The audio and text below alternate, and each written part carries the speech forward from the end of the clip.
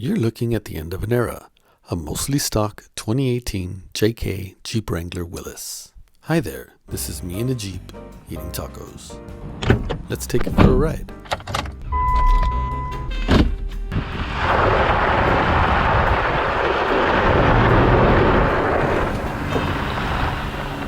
If you're a fan of Seinfeld, and well, maybe even if you're not, you might still recognize what I'm trying to do here.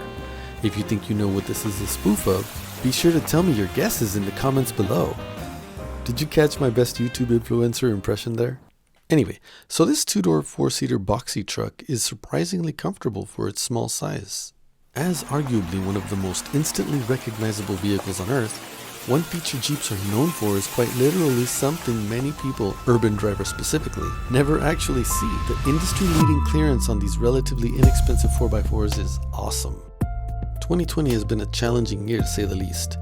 As it is, I already work an extremely stressful and time-consuming job, and I rarely dedicate any time for fun recreational activities for myself. And this COVID-19 madness has taken things to a completely different level. Luckily, I live in California, and that means I don't live too far from a multitude of different recreational options. I don't really drive much or often, so when I do get out, I try to make a small event out of it.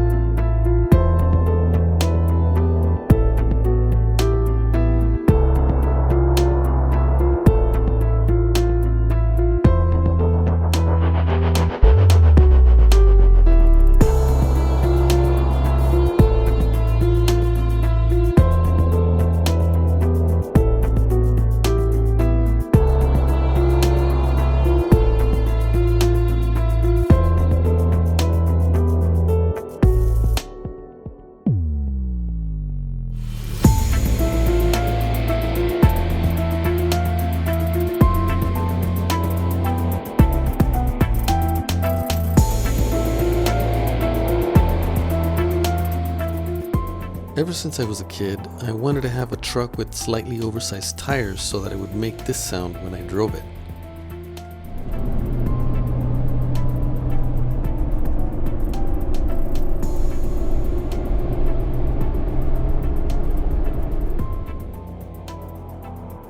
You can't tell, but little kid Digital Id is giddy.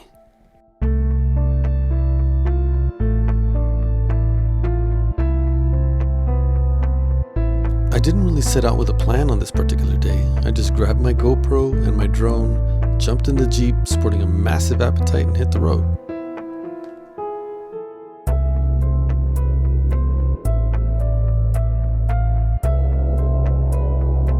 I always like to keep a foldable blanket in the back seat for days at the park. Ad hoc picnics are rare, but always a relief from the daily monotony. After I got my tacos, I headed towards the mountains. I drove for about 30 minutes and then decided to pull over before my food got too cold. So I popped open the back, tried to enjoy a little bit of the outdoors, and ate.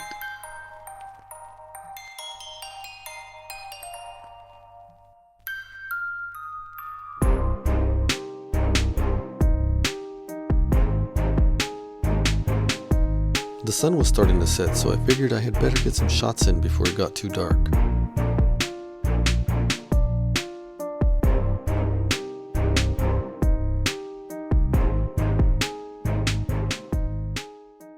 A short story of a place I've discovered.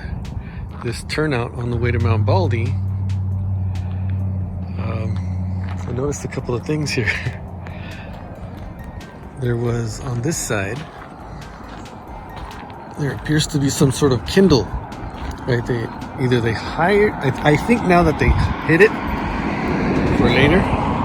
See, it's tied up. At first, I thought it was lost or dropped, but off the edge of this cliff, which you can't see from the road, right, because it's like off this berm, there's this tank of something. I thought it might be like fuel,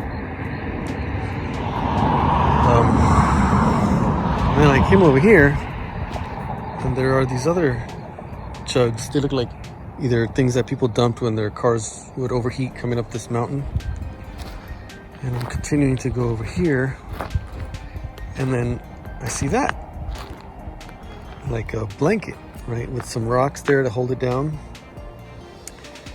And if you look there, yeah, looks like female underwear. Or somebody from Europe. I think it goes with this, which is also part of the collection. So yeah, discoveries.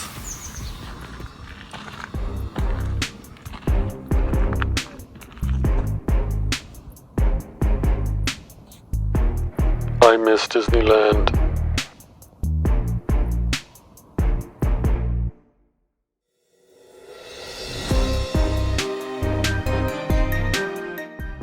After I was done chilling for a bit, and it was time to take off.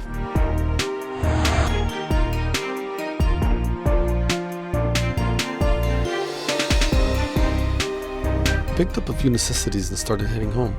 I only had a few minutes before it was time to get back to work.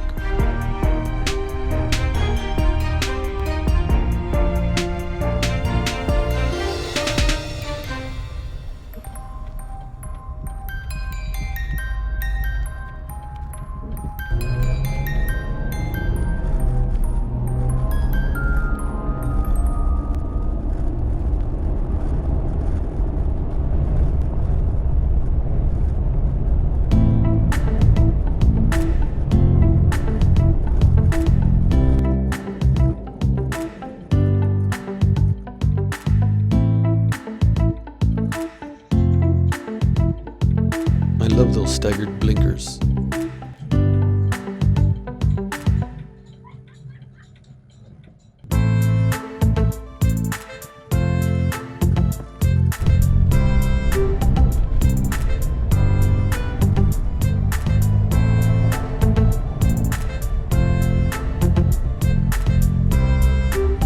A few minutes left for some glamour shots of the dusty box truck.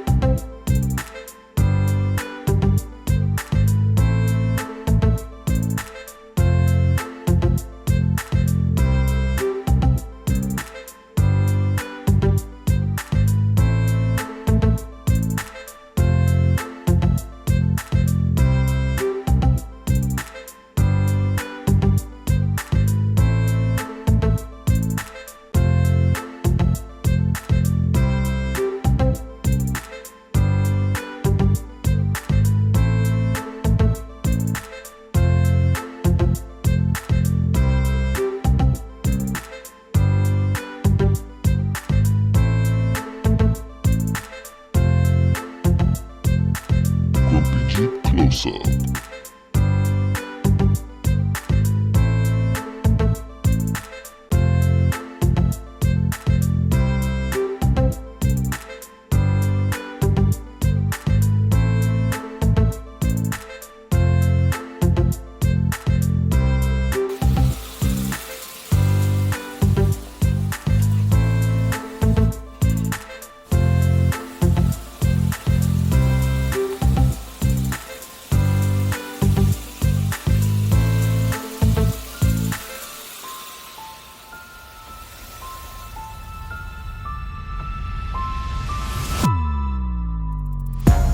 So Liam asks if I could describe the greatest moment of my life. That's a real tough one, as there are many amazing moments in each of our lives, and throughout those lives our perspectives on our memories change. What we once considered as a blessing can easily become a curse. A cookie-cutter response like the birth of my child, for example, won't be alive, but also not surprising or interesting to folks. So aside from that, I'd say that those true rare moments of unmitigated laughter, There are too few of those in life, and I treasure their memories, especially now.